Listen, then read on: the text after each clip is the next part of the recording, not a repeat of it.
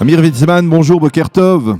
Boker Tov, bonjour. Merci d'être avec nous. Je rappelle que vous êtes le chef de file des libéraux au sein du Likoud et bien entendu, on vous interroge ce matin à quelques heures de cette échéance, certains diront terrible échéance qui doit projeter la classe politique et l'ensemble de l'État d'Israël vers de nouvelles élections si finalement d'ici là, eh bien, on ne trouve pas le moyen de former ni un gouvernement d'union nationale ni un gouvernement restreint. Et la première question que je vous pose, c'est comment on en est arrivé là, tout simplement. Ça, c'est une très bonne question. Pour être tout à fait franc avec vous, je ne suis pas persuadé que j'ai une réponse satisfaisante, parce que pour moi, c'est complètement délirant. Mais malheureusement, ça montre une nouvelle fois que l'intérêt public et l'intérêt des politiciens, ce sont deux choses séparées. Et que quiconque met sa foi en la politique et en les politiciens, eh bien, ma foi, il se retrouve déçu chaque fois. Alors là, c'est vraiment extrême comme situation, mais c'est très dur. Ce sont des mots très durs. C'est-à-dire que on ne peut pas compter sur nos élus d'une manière générale, que ce soit des gens de gauche, de droite, du centre. Mais bien entendu, on peut. C'est pour ça que je suis un libéral. Si quelqu'un comprend ce que c'est réellement la politique et qu'il a étudié la question en profondeur, mais de manière réelle et un peu, je dirais, à la limite académique, on comprend parfaitement. Il y a quelqu'un qui a gagné un prix Nobel là-dessus, James Buchanan, en 1986, où il a expliqué, parce qu'il a justement ce qu'on appelle the public choice theory, la théorie du choix public. En fait, il explique qu'est-ce que c'est la politique et en fait, ce qu'il montre extrêmement bien. Et de nouveau, il a gagné un prix Nobel là-dessus. C'est que l'intérêt des politiciens, c'est un intérêt qui est personnel. Leur intérêt, comme celui de chacun d'entre nous, c'est de maximiser leur intérêt personnel dans le cadre de la politique. Et par conséquent, ce sont pas véritablement des agents de l'intérêt public. C'est pour ça qu'en fait, ce qu'il faut faire, c'est autant que possible limiter le pouvoir des politiciens, limiter le pouvoir, pas des politiciens de gauche ou de droite, de la politique de manière générale dans notre vie, et autant que possible laisser le champ libre à un marché libre et compétitif,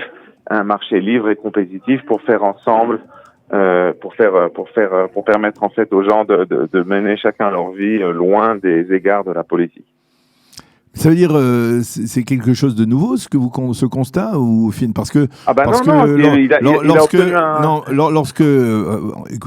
lorsqu'il y a 30 ans un peu plus même que 30 ans, Menachem Begin était au pouvoir, lorsqu'il y a 40 ou 50 ans des gens comme David Ben Gurion, que Golda Meir était au pouvoir, des gens comme Yitzhak Rabin, est-ce qu'on peut dire aussi qu'ils avaient leur intérêt personnel était ce qui les guidait, ou alors il y a quelque chose qui s'est produit, il y a une fracture? Non, c'est la nature de la politique et pas forcément en Israël, c'est depuis toujours comme ça, et pas seulement en Israël, mais dans le monde entier, c'est la nature humaine, c'est la nature de la politique en tant que telle. C'est ce qu'ont très bien d'ailleurs compris, si on veut rentrer un peu plus tard, si on veut aller un peu plus loin dans l'histoire, c'est ce qu'ils ont très bien compris les pères fondateurs des États-Unis.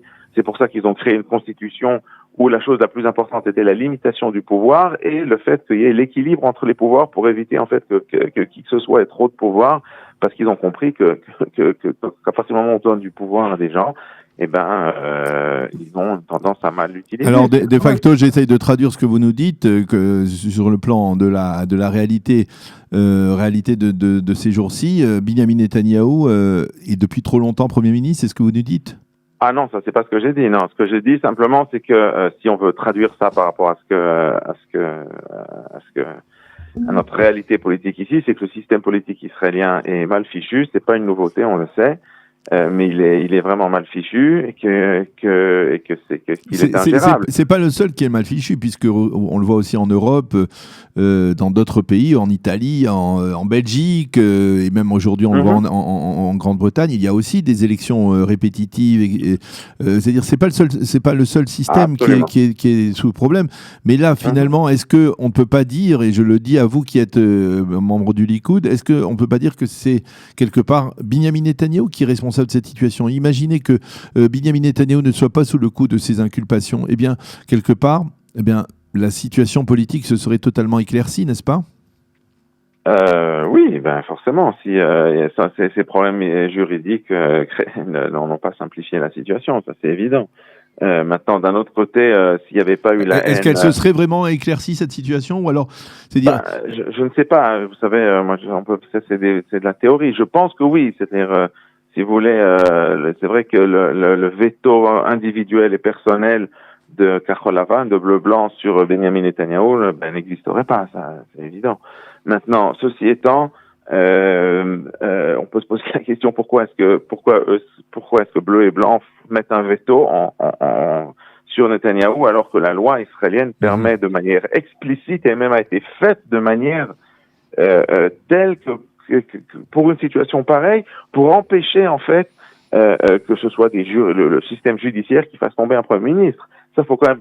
Et puis d'ailleurs, par ailleurs, même quelqu'un qui en avait parlé à la tribune de la Knesset, c'était nul autre que Tommy Lapid, le père, feu Tommy Lapid, le père de Yair Lapid, qui, lorsqu'il était même ministre de la Justice, tout de même, du gouvernement d'Ariel Sharon à l'époque, il avait fait un discours à la Knesset en disant que cette loi était très importante pour protéger donc de la loi qui permet en fait au Premier ministre de continuer à être Premier ministre tant qu'il n'a pas été mais pas mis à l'accusation, tant qu'il n'a pas été reconnu condamné en dernière instance, parce qu'il disait sinon c'est la fin de la démocratie. Ça, j'ai vu par hasard ce petit film de l'intervention de Tommy Lapid à la Knesset hier ou avant-hier. Oui. Et donc on a une loi qui a été faite de manière intentionnelle pour ce genre de cas. Et alors là, non, Kahol Lavan décide que, en fin de compte, ils veulent quand même se débarrasser de Netanyahou. Donc voilà, le problème, c'est que la haine pathologique et irrationnelle de la gauche et de tout un tas de personnes vis-à-vis de Netanyahou, c'est aussi ça le problème. Donc on peut dire que oui, d'un côté, les problèmes juridiques de Netanyahou, certes, ne facilitent pas la tâche, mais d'un autre côté, il faudrait aussi que les gens de l'autre côté, en fait, simplement respectent la loi et comprennent qu'il y a une loi en Israël et qu'ils ne peuvent pas simplement faire abstraction de la loi parce qu'ils n'aiment pas Netanyahou. Alors, je voudrais rebondir sur ce que vous avez dit qui était très intéressant au début de cette discussion, les hommes politiques, leurs intérêts personnels. Mais là, quelque part, je dois dire, on se trouve dans une situation presque paradoxale parce que c'est vrai que les hommes politiques, et en Israël aussi, nous ont habitués à ne pas dire obligatoirement ou ne pas dire souvent la vérité, à tenir des promesses, à faire des promesses électorales avant les élections et à ne quasiment jamais les tenir. Mais là, dans le cas précis, finalement, on a le sentiment, et il faudrait nous expliquer pourquoi, que la plupart des responsables politiques ont tenu jusqu'au bout leurs promesses d'avant les élections. C'est-à-dire, Bleu-Blanc avait promis de ne pas siéger dans un gouvernement avec Netanyahou sous les chefs d'inculpation. Eh bien, il a tenu promesse. Lieberman a promis de tout faire pour former un gouvernement d'union nationale libérale. Il a effectivement tout fait. À partir du moment où il voit que ça ne marche pas, eh bien, il se met d'une certaine manière sur la touche. Même le parti, regardez par exemple le parti travailliste avec Amir Peretz qui a rasé sa moustache pour faire dire qu'il ne siégerait pas avec Benjamin Netanyahou et apparemment on lui a promis la moitié du royaume, on va dire même un poste de rotation en poste de Premier ministre pour compléter la coalition de Netanyahou. Il n'a pas tenu. Finalement, on est dans une situation paradoxale où les responsables politiques, dont vous disiez qu'ils avaient surtout des intérêts personnels, eh bien, ont tenu leurs promesses électorales et, paradoxalement, eh bien, c'est ça qui semble bloquer l'échiquier politique israélien. Ils ont peur, parce que ces responsables ont simplement peur que s'ils ne respectent pas leurs promesses, que leur électorat leur en veuille. Voilà, c'est tout. Mais alors, c'est tout à fait nouveau, parce que on s'est habitué en Oui, Israël. c'est nouveau parce que on s'est habitué en Israël, on s'est habitué à ce que justement les hommes politiques ne tiennent pas obligatoirement leurs promesses. Je dis en Israël, mais c'est peut-être valable aussi dans d'autres démocraties occidentales. Un homme politique, si Rabin avait dit avant les élections de 1992, eh bien qu'il allait enclencher les accords d'Oslo avec une reconnaissance de l'OLP, etc. Eh bien, il n'aurait pas été élu. Donc quelque part, comment on explique ce paradoxe à votre avis? Eh bien, ça, c'est une très bonne question. Je pense qu'en fait, parce que justement, on ne parle pas d'idéologie. Il n'y a pas d'idéologie, en l'occurrence. On parle, c'est tout personnel, et je pense que, en fait... ça veut dire l'idéologie, on peut la moduler, on peut la modifier, voilà. On peut arrondir les angles. Mais je pense que là... Mais au niveau personnel, non. Je pense qu'en fait, comme tout est personnel, et comme je pense que depuis quelques années, il n'y a plus de discours politique idéologique en Israël. C'est vrai. C'est dramatique, mais il n'y en a plus. Donc, ce qui se passe, c'est qu'on parle que de choses, oui Bibi, non Bibi, il est comme ci, il est comme ça. Et donc, en fait, si vous voulez, les personnalités, le discours autour des personnalités a pris un peu le dessus sur le discours idéologique. Je pense qu'en fait, Netanyahou, sa personne, a focalisé autour de lui tellement d'un côté d'adulation et de l'autre de haine que, en fait, je pense qu'aller avec Netanyahou dans un gouvernement serait vécu par une grande partie de l'électorat de gauche ou de centre-gauche comme étant simplement une trahison. Et par conséquent, je pense que ils ont simplement peur que s'ils font s'ils font ce pas, ils finissent par se retrouver simplement que leur public les lâche. Moi, c'est mon explication. Maintenant, je ne sais pas si j'ai raison, mais c'est comme ça que je le comprends. Ceci étant, il reste encore une journée. Oui. Et j'ose espérer qu'à la toute dernière minute, Lieberman nous permette la création d'un gouvernement de droite, soit en rentrant dedans, soit en permettant la création d'un tel gouvernement sans y rentrer, en permettant un gouvernement de minorité de droite. C'est pas exclu, on verra aujourd'hui. On verra aujourd'hui, effectivement. Maintenant, revenons à ce qui se passe au Likoud actuellement, parce que effectivement, on peut dire que depuis que Gideon Sa'ar est monté au créneau, les choses se compliquent, on peut dire. La question que je vous pose, au sein du Likoud, vous êtes donc membre du Likoud et responsable des libéraux Likoud. Est-ce que vous avez le sentiment que Gideon Sa'ar a la capacité de remettre en cause le leadership qui semble jusqu'à présent assez incontesté de Binyamin Netanyahou? Est-ce que, par exemple, lors de primaires, qu'elles aient lieu le 23 décembre ou le 6 janvier prochain, pour la présidence du Likoud, Gideon Sa'ar a une chance quelconque de remettre en cause le leadership de Netanyahou? Écoutez, c'est une très bonne question, je ne sais pas, on verra. C'est vrai que c'est la première fois depuis 2005 en fait qu'il y a une véritable primaire au sein du Likoud, c'est-à-dire une primaire compétitive, parce qu'il y a eu des primaires à l'époque où Feiglin ou Danny Danon s'étaient présentés contre Netanyahou. Enfin, c'était clair pour tout le monde qu'ils avaient aucune chance. Aucun autre responsable politique ne s'est présenté depuis contre Netanyahou. Là, si on entend l'entourage du Premier ministre, on dit qu'effectivement, là encore, Sa'ar n'a aucune chance. Oui, alors je pense en effet est-ce que vous pensez que je pense que Netanyahou va gagner, mais va gagner. On verra parce qu'il n'y a pas encore de primaire. Mais enfin, dans l'hypothèse où on va aux élections et qu'il y a des primaires, je pense quand même que Netanyahou va gagner parce que je pense que la majorité des gens sont quand même avec lui. Mais ceci étant, c'est pas sûr. C'est vrai que c'est la première fois où c'est pas sûr. C'est-à-dire qu'il y a vous pensez que quelque part une brèche s'est produite et qu'elle pourrait s'agrandir. Est-ce qu'il y a d'autres responsables du Likoud qui pourraient rejoindre dans les prochains jours, peut-être au vu de certains sondages, à partir du moment où on s'achemine effectivement vers des élections, au vu de certains sondages, comme par exemple le sondage d'hier de la chaîne 13 qui donne un bloc de centre-gauche et parti arabe renforcé à 60 députés, un affaiblissement certain du bloc de droite.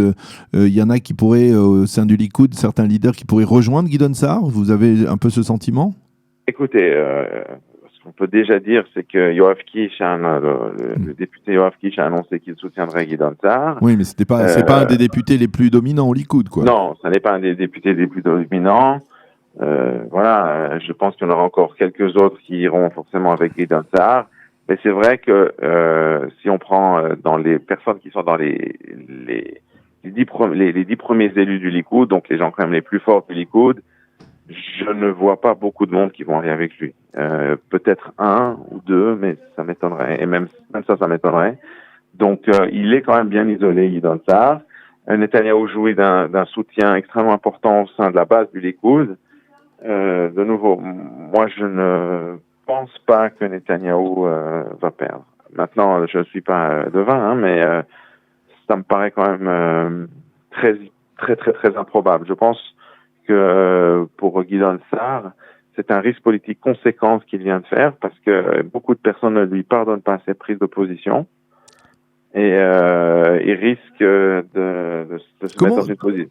En fait, il risque, c'est-à-dire d'un côté, il y a une partie des gens qui en fait respectent son courage politique d'avoir pris position, mais d'autres, et il y a aussi des gens qui n'aiment pas Netanyahou donc ils vont voter pour lui.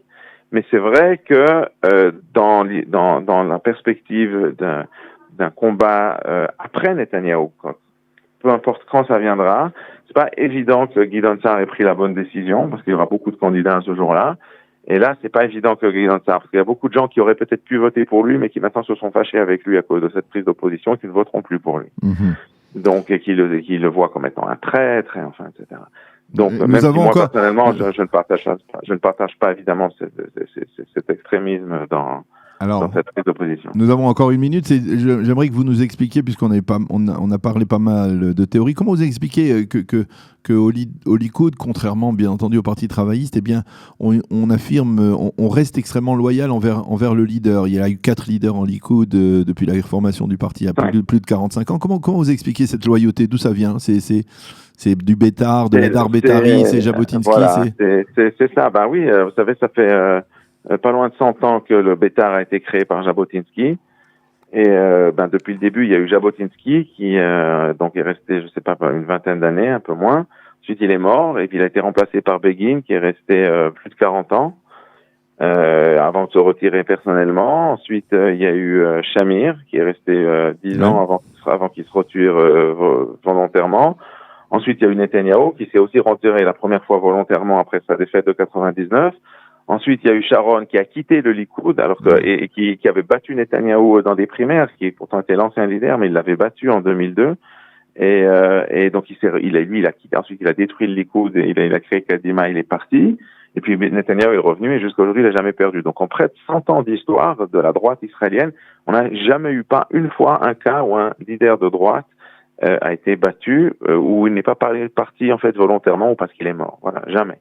Donc, c'est ce qui, à votre avis, a permis à la droite de rester au pouvoir plus solidement ces 30 dernières années. C'est surtout ce qui a permis à la droite de ne pas arriver au pouvoir dans les années 50 et 60, alors qu'on avait déjà probablement une majorité. Voilà, à l'époque, je pense que Begin était un très mauvais politicien. Et malheureusement, cette attitude a empêché à l'époque la droite d'accéder au pouvoir.